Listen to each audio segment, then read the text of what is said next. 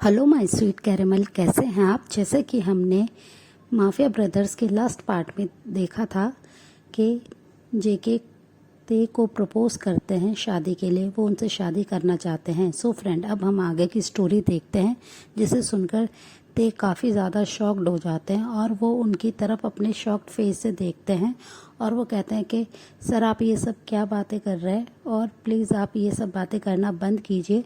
मैं यहाँ पे कैंडल सेल करता हूँ और आप मुझे कैसे ये सब चीज़ों की बातें कर सकते हैं। अगर आपको कैंडल बाय करनी है तो बाय कीजिए, वरना आप यहाँ से जा सकते हैं। और ये कहकर ते अपने काम पे फोकस करने लगते हैं, पर जेके काफ़ी ज़्यादा शॉक्ड होते हैं और वो कहते हैं कि मैं तुमसे बहुत ही ज़्यादा प्यार करता हूँ और तुम मेरी बात क्यों नहीं समझ रहे हो। तो ते उन्हें कहते हैं कि आप यहाँ से जाइए, पर जेके नहीं जा रहे होते हैं और वो कहते हैं कि तुम्हें शायद पता नहीं है कि तुम इस समय किससे बात कर रहे हो। तो ते शॉक्ड होते हैं और पूछते हैं कि आप कौन है, मैं आपको नहीं जानता हूँ। तो जेके एक डेविल से स्माइल दिखाते हैं और वो कहते हैं कि मैं माफिया किंग हूँ।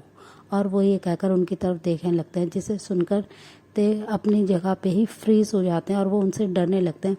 तो जेके तुरंत ही अपने हैंड को उनके हैंड पे रखते हैं और कहते हैं कि बेबी तुम्हें डरने की कोई ज़रूरत नहीं, मैं तुम्हें कोई भी हार्म नहीं पहुंचाऊंगा, बस मैं तुम्हें अपना लव कन्फेस कर रहा हूँ। मैं तुमसे बहुत ज़्यादा प्यार करता हूँ और मैं तुम्हें हमेशा सपोर्ट और केयर करूँगा और मैं तुम्हारा हमारे अच्छे से ध्यान रखूँगा और मैं तुम्हारी ग्रैंड माँ का भी बहुत अच्छे से ट्रीटमेंट कराऊँगा। और वो ये कहकर उन्हें समझाने लगते हैं, पर ते कुछ भी रिएक्ट करना बिल्कुल भूल जाते हैं। वो इतने ज़्यादा शॉक्ड हो जाते हैं और वो बस फ्रीज हो जाते हैं। तो जेके उनके थोड़े से पास आते हैं और उनके ईयर के पास आके विस्पर करके कहते हैं कि बेबी बॉय, तुम चाहो तो टाइम ले सकते हो, तुम्हें जितना टाइम चाहिए सोचने के लिए उतना टाइम तुम ले सकते हो और तुम मुझे कल तक अपना आंसर दे देना। और वो ये कहकर उनके हैंड पे किस करते हैं और वहाँ से चले जाते हैं। ते बस उन्हें वहाँ से जाते हुए देख रहे होते हैं और वो काफ़ी ज़्यादा शॉक्ड होते हैं और वो कहते हैं कि माफिया किंग यहाँ पे इतने टाइम से आ रहे थे और वो एवरीडे आते हैं और वो मेरे को इतना क्रेजीली प्यार करने लगे हैं। और वो ये सोच के काफ़ी ज़्यादा कंफ्यूज होते हैं और वो बहुत ही जल्दी अपनी शॉप को बंद करते हैं और वो जल्दी से अपने ग्रैंड माँ के पास चल जाते हैं और वो सारी बातें उन्हें अब बता देते हैं। उनकी ग्रैंड माँ स्माइल करते हैं और कहते हैं कि शायद ते वो तुमसे ट्रू लव करता हो, इसलिए वो तुम्हारे लिए इतना ज़्यादा क्रेजी हो, उसे तुम्हारे बारे में सब कुछ पता है।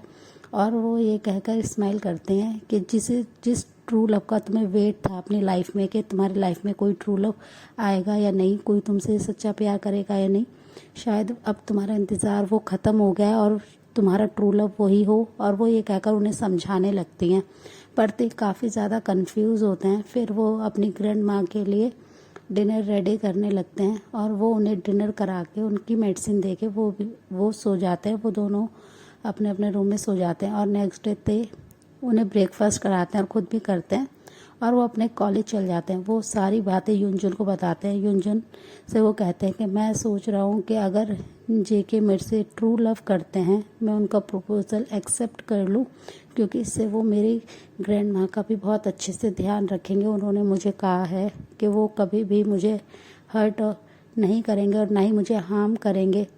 और मैं सोच रहा हूँ मैं उन्हें सारी बातें बता दूँ, इनफैक्ट मैं काय के बारे में भी उन्हें बता दूँ कि मुझसे एक मिस्टेक हुई है। तो युनजुन उन्हें मना करते हैं और कहते हैं कि तुम ते ये सब क्या सोच रहे हो, वो एक मिस्टेक थी और तुम उसे अभी तक क्यों सोच रहे हो, तुम उसे भूल जाओ। अब काय हमारी लाइफ में नहीं है तो तुम्हें इस बारे में बताने की कोई ज़रूरत नहीं है और तुम अपनी लाइफ में आगे बढ़ो। और वो ये कहकर काफ़ी ज़्यादा खुश होते हैं कि मैं तुम्हारे लिए बहुत ज़्यादा खुश हूँ। तभी थोड़ी देर बाद वहाँ पे सुबिन आ जाते हैं। सुबिन युनजुन को बहुत ही ज़्यादा पसंद करते हैं, वो उन्हें बहुत ज़्यादा प्यार करते हैं और युनजुन भी उन्हें करते हैं, पर दोनों ने एक दूसरे को अभी भी अपनी फीलिंग शेयर नहीं करी होती है। तो जैसे ही वहाँ पे सुबिन आते हैं, युनजुन काफ़ी ज़्यादा ब्लश करने लगते हैं। युनजुन उनके पास चले जाते हैं सुबिन के, और सुबिन और युनजुन कैंटीन के एक कॉर्नर में आ जाते हैं और ते दूर से बैठे हुए बस ये सब देख रहे होते हैं। फिर वो उन्हें इग्नोर करते हैं और अपनी क्लास लेने चले जाते हैं। फिर वो अपना कॉलेज कंप्लीट करके जब अपने शॉप पर आते हैं, तो जैसे ही वो थोड़ी देर बाद शॉप ओपन करते हैं तो देखते हैं कि वहाँ पे जेके आ गए हैं। जेके उनकी तरफ ही आ रहे हैं उन्हें आता हुआ देखकर ते काफ़ी ज़्यादा ब्लश करने लगते हैं, जे के बहुत ही ज़्यादा हॉट और सेक्सी लग रहे होते हैं। फर्स्ट टाइम ते ने उन्हें इतना ज़्यादा नोटिस किया होता है कि ये कितने ज़्यादा हॉट और सेक्सी हैं, ये कितने ज़्यादा हैंडसम है, और वो उनकी ब्यूटी में ही खो रहे होते हैं और ते कंटिन्यूसली उनकी हॉट और सेक्सी बॉडी को ही एडमायर कर रहे होते हैं।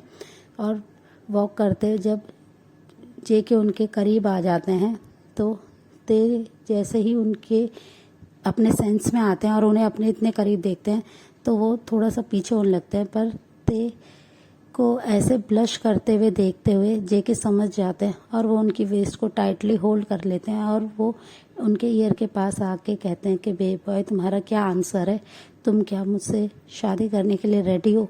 और वो ये कहकर उनकी तरफ देख के स्माइल करते हैं। तो ते भी बहुत ही ज़्यादा शाय फील करते हुए बस अपने सर को यस में हिला देते हैं। ये सुनते ही जे के बहुत ही ज़्यादा खुश हो जाते हैं और वो तुरंत ही ते को टाइटली हग कर लेते हैं और अपने दोनों हैंड को उनके चीक पे लेके जाते हैं और बहुत ही सॉफ्टली उन्हें किस करने ही वाले होते हैं कि तभी अपने हैंड को बीच में ले आते हैं और वो उन्हें मना करते हुए रोक देते हैं। तो जेके उनसे कहते हैं कि बेबी बॉय, क्या हुआ, तुम मुझे किस क्यों नहीं करने दे रहे हो। तो ते बहुत ही ज़्यादा शाय करते हुए कहते हैं कि मैं अभी ऐसा कुछ भी नहीं चाहता हूँ, प्लीज़ आप ये सब मत कीजिए। और वो ये कहकर अपने फेस को नीचे कर लेते हैं। अपने बेबी बॉय को इतना ज़्यादा शाय करते हुए देखकर जेके काफ़ी ज़्यादा खुश होते हैं और वो उनके हैंड पे ही बहुत ही सॉफ्टली किस कर लेते हैं। फिर वो उनसे कहते हैं कि बेबी बॉय, अब तुम्हें इतना स्ट्रगल करने की कोई ज़रूरत नहीं है। और वो ये कहकर उन्हें उनके हैंड को पकड़ के उन्हें अपने साथ बाहर लेके जाने लगते हैं। तो ते उन्हें मना करते हैं और कहते हैं कि नहीं, मैं नहीं चाहता हूँ कि मैं आपकी मनी यूज़ करूँ, मैं चाहता हूँ कि मैं अपने ही अर्न करूँ, अपनी मनी से ही अपनी ग्रैंड माँ का ध्यान रखूँ। तो जेके ये बात सुन के स्माइल करते हैं और कहते हैं कि बेबी, तुम्हें इतना ज़्यादा स्ट्रगल करने की ज़रूरत नहीं है। अब तुम्हें पता है ना कि तुम फ्यूचरली जॉन जंगकुक के हस्बैंड होने वाले। और वो ये कहकर उनके हैंड को पकड़ते हैं और वो उन्हें अपने साथ कार में लेके बैठ जाते हैं और वो थोड़ी देर बाद ते के घर आ जाते हैं। ते ये देखकर काफ़ी ज़्यादा शॉक्ड होते हैं कि उन्हें उनका घर भी पता है। तो वो उनकी तरफ देखते हैं, वो समझ जाते हैं कि ते इस समय काफ़ी ज़्यादा कंफ्यूज हैं। तो वो स्माइल करते और कहते हैं कि बेबी, मैं एक माफिया हूँ, मैं तुम्हारे बारे में सब कुछ जानता हूँ। और वो ये कहकर उनकी तरफ देखने लगते हैं। ते को सडनली याद आता है कि वो अगर मेरे बारे में सब कुछ जानते हैं तो क्या उन्हें वो एक्सीडेंट भी पता है कि मैंने किसी को गलती से पुश कर दिया था कॉलेज के टेरेस से।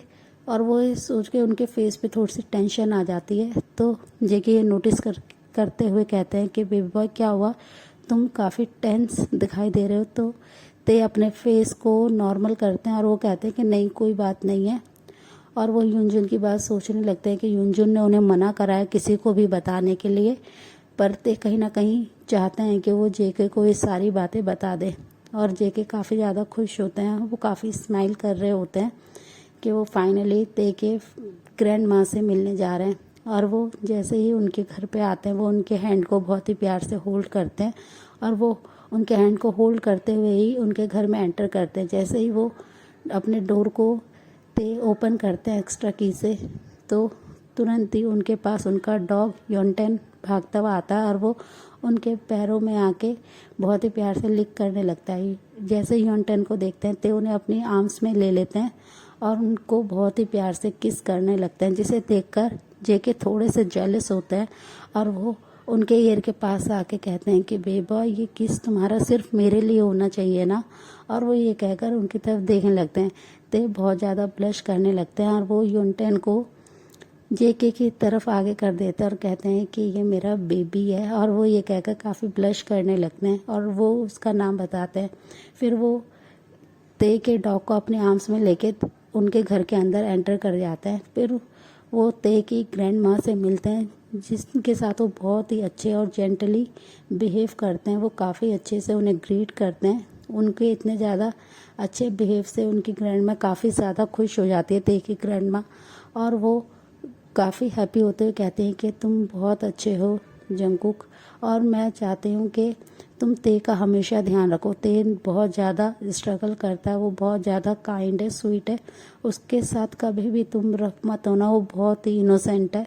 और वो ये कहकर ते की बहुत ज़्यादा तारीफ़ कर रही होती, जिसे सुनकर जेके काफ़ी ज़्यादा खुश होते हैं कि उनका बेबी बॉय सीरियसली बहुत ज़्यादा हार्ड वर्किंग और इनोसेंट पर्सन है, जिसे सुनकर वो काफ़ी हैप्पी होते हैं। और वो उनकी ग्रैंड माँ को प्रॉमिस करते हैं कि मैं कभी भी ते को हर्ट नहीं करूँगा, मैं बस उनका बहुत अच्छे से ध्यान रखूँगा। और वो ये कहकर उनकी तरफ देखने लगते हैं। तो उनकी ग्रैंड माँ कहती हैं कि अगर तुम ते का अच्छे से ध्यान रखोगे तो मैं बहुत ही फ्रीली होके गॉड के घर जा सकती हूँ। तो ये सुनकर ते थोड़े से इमोशनल हो जाते हैं और वो अपनी ग्रैंड माँ को हक करके रोने लगते हैं। तो अपने बेबी बॉय को ऐसे इतने ज़्यादा इमोशनल होते हुए देखकर जेके उनके पास आते हैं और उनके शोल्डर पे हैंड को रखते हैं और कहते हैं कि ते तुम्हें रोने की कोई ज़रूरत नहीं और ग्रैंड माँ को कुछ नहीं होगा। और वो भी तीनों जने एक दूसरे को टाइटली हक करते हैं। वो इतने ज़्यादा स्वीट बिहेव कर रहे होते हैं जेके, जिसकी वजह से ते को बहुत ज़्यादा अच्छा लगता है कि वो उनकी ग्रैंड माँ का इतना अच्छे से ध्यान रखने के लिए रेडी हैं, वो उनकी इतनी रिस्पेक्ट और केयर कर रहे हैं। और जेके भी काफ़ी दिल से उनकी रिस्पेक्ट कर रहे होते हैं, क्योंकि वो उनके लव के फैमिली हैं। वो इस वजह से उनका बहुत ज़्यादा इज्जत कर रहे होते हैं। और वो फिर उन्हें कहते हैं कि ग्रैंड माँ अब मैं आपको एक मेडिकल सेंटर भेज रहा हूँ, आपको इससे कोई प्रॉब्लम नहीं होगी, आप जब चाहो हम लोगों से मिलने आ सकते हैं, वहाँ पे आपकी बहुत ही अच्छे से केयर होगी और आपका बहुत अच्छे से ट्रीटमेंट करेंगे डॉक्टर्स। तो ये बात सुनकर ते और उनकी ग्रैंड माँ थोड़े से शॉक्ड हो जाते हैं और वो कहते हैं कि तुम ये सब क्यों कर रहे हो, तुम्हें हमारे लिए इतनी मनी खर्च करने की कोई ज़रूरत नहीं है। पर वो उनकी बात नहीं सुनते और कहते हैं कि नहीं, आज से आप मेरी भी ग्रैंड माँ और आपके टेक केयर करना मेरी रिस्पॉन्सिबिलिटी है। और वो ये कहकर स्माइल करते हैं और वो ते के आंसुओं को पोंछते हुए कहते हैं कि बेबी बॉय तुम कभी भी सैड मत होना, मैं कभी भी तुम्हें ऐसे सैड नहीं देख सकता हूँ। और वो ये कहकर थोड़े से इमोशनल हो जाते हैं और वो बस ते की तरफ देख रहे होते हैं। तो ग्रैंड माँ भी उनकी समझ रही होती है और वो रेडी हो जाती हैं और कहती हैं कि मैं चाहती हूँ कि मैं एक बार ते को अच्छे से शादी करवा दूँ, उसके बाद मैं अपने ट्रीटमेंट के लिए चल जाऊँगी। ये सुनते ही जेके काफ़ी ज़्यादा खुश हो जाते हैं और वो तुरंत ही नी पे बैठ जाते हैं फ्लोर पे और वो अपनी पॉकेट से एक रिंग निकाल के उनकी ग्रैंड माँ के सामने ही ते को मैरिज के लिए फाइनल तरीके से प्रपोज कर देते हैं, जिसे देख कर ते काफ़ी ज़्यादा शॉक्ड हो जाते हैं और वो क्या रिएक्ट करे, वो रिएक्ट करना ही भूल जाते हैं। फिर वो थोड़ी देर बाद अपने सेंस में आते हैं तो वो अपने सामने फ्लोर पे जेके को नी डाउन होते हुए देखते हैं। तो वो बस शाइली अपने फेस को यस में हिलाते हैं और अपने हैंड को आगे कर देते हैं। जेके तुरंत ही उनके हैंड को होल्ड करते हैं और उनको रिंग फिंगर में रिंग पहना देते हैं, जिसे देखकर ते और भी ज़्यादा रोने लगते हैं। तो जेके खड़े होते हैं फ्लोर से और वो उनके टाइटली हक कर लेते हैं और उनके हैंड पे किस करते हैं और उन्हें हक करने के बाद कहते हैं कि बेबी बॉय तुम इतना सैड मत हो। और वो कह के उनके फोरहेड पे भी किस करते हैं। तो वो दोनों अपनी ग्रैंड माँ के सामने जेके और ते नी डाउन हो जाते हैं। उनकी ग्रैंड माँ उन्हें ब्लेसिंग देती हैं और वो कहते हैं कि ग्रैंड माँ मैं चाहता हूँ कि मैं ते से बहुत जल्दी मैरिज करूँ और आप ते को मेरे हाथ में ते का हाथ दीजिएगा, मैं बस ये विश कर रहा हूँ। तो ये सुनकर उनके ग्रैंड माँ काफ़ी ज़्यादा खुश हो जाती हैं और कहती हैं कि ठीक है। तो ते उनसे कहते हैं कि नहीं, मैं अभी वेडिंग के लिए रेडी नहीं हूँ, मेरे को अभी नहीं करना है। तो जेके और उनकी ग्रैंड माँ देखने लगते और कहते हैं क्यों, क्या हुआ। तो वो कहते हैं अभी मेरी स्टडी है, मेरे को अपना स्टडी कंप्लीट करना है, तो प्लीज़ अभी आप रुक जाएं और 6 मंथ का वेट करें, 6 मंथ के बाद मैं वेडिंग करने के लिए रेडी होऊंगा। और वो ये कहकर उनकी तरफ देखने लगते हैं। सो फ्रेंड, इस पार्ट को हम यहीं एंड करते हैं, मिलते हैं आपसे नेक्स्ट पार्ट में। तब तक के लिए आप मेरी वीडियो को लाइक शेयर कमेंट कीजिए और मेरे चैनल को प्लीज़ सब्सक्राइब कीजिए। So friend, bye, take care.